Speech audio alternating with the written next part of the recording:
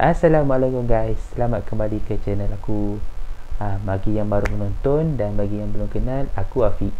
Jadi channel aku ni adalah channel di mana bertujuan untuk menceritakan kisah seram dan juga sedikit info-info makhluk halus. Kepada yang menonton video ini, aku harapkan korang sentiasa sihat dan juga berada di bawah lindungan Allah Subhanahu Wa Taala. Apapun, terima kasih kerana sudi menonton dan teruskan sokongan korang ke aku. Dan macam biasa, aku nak suruh korang like, share dan subscribe, dan juga tekanlah butang loceng untuk dapatkan notifikasi aku punya video yang terbaru. Hari ni ada satu kisah aku nak ceritakan dekat korang, di mana kisah yang terjadi di dalam sebuah kedai di mana ia sering diganggu di dalam store. Okey, diganggu sehingga kan pekerja ataupun staff kat dalam tu digelarkan ia sebagai Rashid. Sejauh mana kebenaran dia, wallahu alam.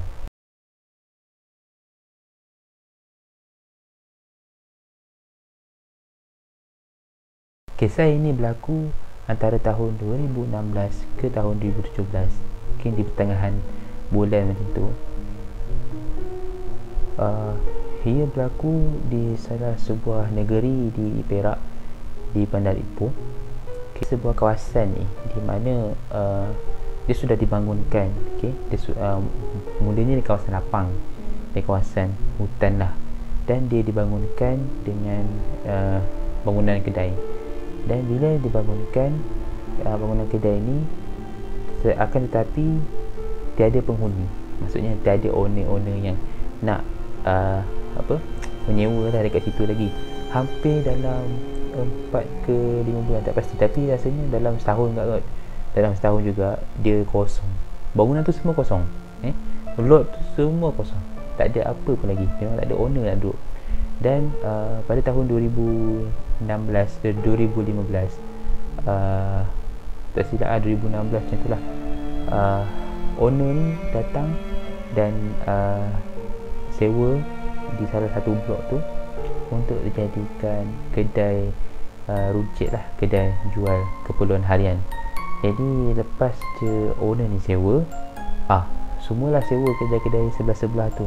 Jadi first owner ni sewa 3 lot lah kedai ni untuk dijadikan kedai kan. So bila 3 lot, store dia besar lah, store dia memang besar. Itulah, kalau macam bangunan yang lama telah tidak didiami, pasti akan ada something yang akan duduk kat situ. So lepas sahaja kedai tu siap dibina, siap dioperasi, maka kerja macam biasalah. Staff ni dipanggil akak lah. So akak ni pun kerja dah lama juga lah. Akak ni kerja dalam setahun macam tu. Dan waktu first tu tiada lagi gangguan seperti mana yang diceritakan. Tetapi pada tengah-tengah tu baru gangguan tu mula mengacau, di mana waktu akak ni hendak pergi ke store untuk mengambil barang kan. Jadi waktu akak tu pergi store seorang, dia pun ambil barang, tiba-tiba ada seseorang membaling batu ke arahnya, batu kecil.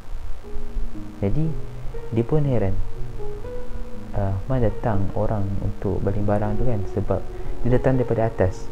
Dia jatuh daripada atas, kepala dia ke bawah. Dan bila cek dekat lantai, memang ada batu kecil. Dan tetapi tak ada orang pun masa tu yang masuk dekat store. Yang lain semua kat luar. Masa tu shift 2 orang je, 3 orang. So 2 kat luar, dan akak ni pergi ambil barang kat store lah. Dan dia pun rasa tak sedar hati, sebab at first waktu dia nak masuk tu, memang dia rasa sebelum ni pun dia rasa seperti ada macam orang memerhatikan. Jadi tanpa buang masa, dia pun keluar lah daripada store tersebut. Dan selepas itu kedengaran seperti suara kotak dialihkan, suara kotak diangkat, dan juga seperti besi-besi dipijak.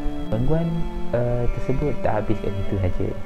Akak yang tadi ni pun, di mana beliau hendak solat, dan seperti biasa dia solat, akan tetapi bila dia nak rukuk sahaja, dia ternampak di orang kata sisi mata kan, ya, ternampak di sisi mata ni seolah-olah ada bayangan yang di sebelah, bayangan hitam ke putih tak silap dia kata, tapi berada di sebelah dia. Tapi mata memang tak ada orang. Kalau ada orang pun kita tahulah sebab dia ada pakai uniform kan, jadi kita tahulah dia pakaian dia macam mana, tapi ni pakaian dia macam satu warna je, memang nampak macam satu bayangan lembaga. Jadi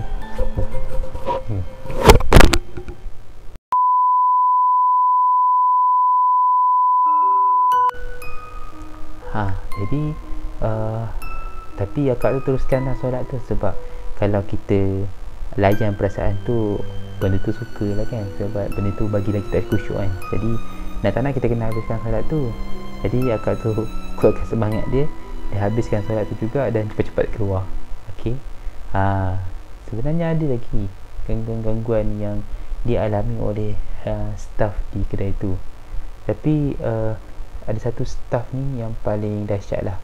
Okay, ada seorang pekerja ni digelar sebagai Majid lah.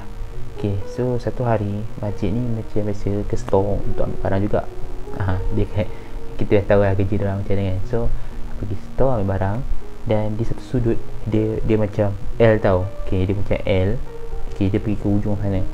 So lepas dia punggah barang tu semua, tiba-tiba bila dia pusing saja, ada satu lembaga betul-betul menghadap dia. Okey, betul-betul menghadap dia. Dia pusing saja. Okey, dia pusing dan lembaga tu menghadap dia. Dan lembaga tu sangat ngeri lah, dengan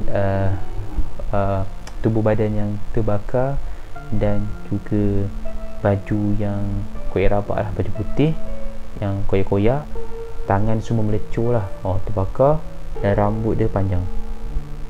Itu yang paling kata antara staff yang jumpa satu susuk lembaga. Yang lain hanyalah dikacau dengan bunyi sahaja. Tapi dan Majid ni dia kena lagi tau, dia ada satu lagi gangguan, di mana sewaktu diorang nak check stok kat store, dia dengan salah seorang staff lagi ada kat store lah, 2 orang. Jadi dia berdua. Okey, Majid dekat sini, yang staff dia seorang tu kat sana. Okey, so tapi mak tu dekat store tu, dia berborak dengan staff lagi seorang, nama Sufian. Dia berborak dengan staff lagi seorang nama Sufian. Okey, anggapkan ada 3 orang dalam store tu, satu sana, Sufian sini, dan Majid dekat sini. Dia borak. Lepas tu yang Majid tadi pun pergi ke depan lah. Dia pergi ke depan untuk minum air. Masa dia pergi kat depan, kat kaunter, tiba-tiba dia ternampak Sufian tadi, okay, ada dekat kaunter.